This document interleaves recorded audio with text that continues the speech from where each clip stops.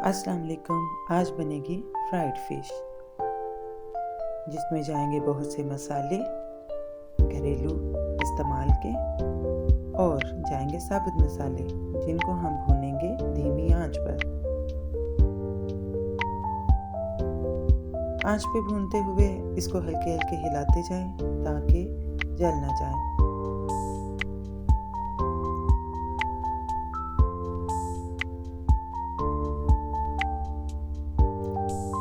जब ये ब्राउन हो जाए तो ये अपना आप चटकना शुरू कर देंगे। इसका मतलब है मसाले तैयार हैं। भुनने से थोड़ा सा बारबेक्यू फ्लेवर आता है, इसलिए मैं भुनना प्रेफर करती हूँ।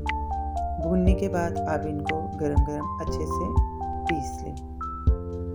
पीसने के लिए आप ग्राइंडर भी यूज़ कर सकते हैं। पीसने के बाद तमाम तर मसालों को मिक्स कर लें, अच्छी तरह से मिक्स कर लें। अगर आप लेमन और विनेगर डालना चाहते हैं तो आपकी अपनी मर्ज़ी, मैंने इसमें इनका इस्तेमाल नहीं किया। आप सेम मसाले क्यूब्स में भी डाल सकते हैं। बेसन और मैदा ले लें। बेसन की क्वांटिटी मैदे की क्वांटिटी से डबल होगी। अगर 4 टेबलस्पून बेसन है तो 2 टेबलस्पून मैदा होगा।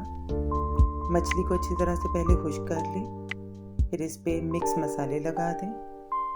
इसको दोनों साइड से अच्छी तरह से मसाले लगाने हैं।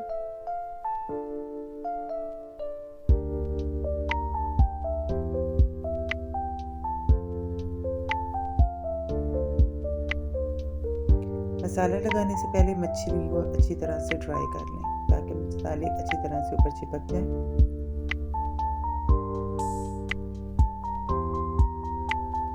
आप मछली का इंतखाब बोनलेस, स्किनलेस, क्यूब्स या किसी भी शेप में कर सकते हैं। सेम मसालों के साथ आप इसको लो फ्लेम पे शैलो फ्राई भी कर सकते हैं। ज़रूरी नहीं आप डीप फ्राई करें, अप टू यू।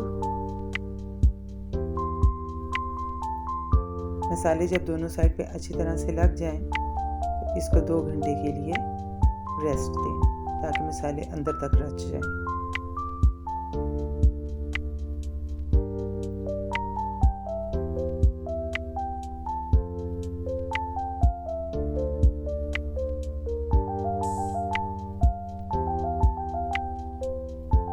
दो घंटे के बाद मसालों को खुश्क मिक्सर में पहले डिप करें, अच्छी तरह से इसकी कोटिंग करें।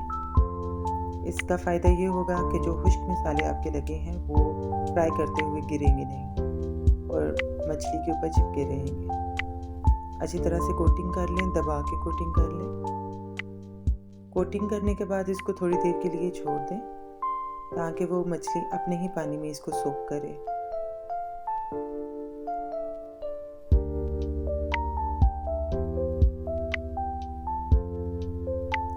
जब कोटिंग हो जाए तो बचे हुए ड्राई इंग्रेडिएंट में पानी डाल के थोड़ा सा लिक्विड बना लें। फ्राइंग के लिए ऑयल लें और उसमें मछली को डाल दें। आप देख सकते हैं कि बैटर ना तो ज़्यादा पतला है ना गाढ़ा है, बहुत अच्छे से फिश के ऊपर कोट हो रहा है।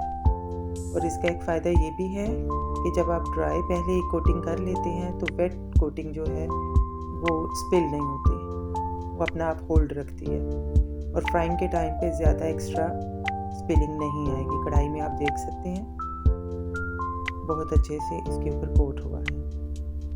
आप फ्राइड एग की तरह इसके ऊपर ऑयल डालें ताकि ऊपर वाले हिस्से में भी फ्राई हो जाए। आहिस्ता आहिस्ता इसको पैंदे से उतारें। फ़ौरन नहीं उतारिएगा, फ़ौरन हाथ चलाएंगे तो ये टूट भी सकती है। तो इसको 5 मिनट पकने दें, उसके बाद इसको हिलाएं, ये अपना आप खुद ही पैंदे से छोड़ देगी।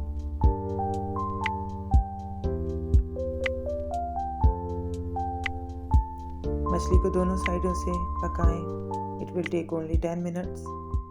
मछली को ज़्यादा पकाने की ज़रूरत नहीं होती। हमेशा अपना फ्लेम लो रखें। जब ज़रा ब्राउन हो जाए तो फ्लेम मीडियम कर दें।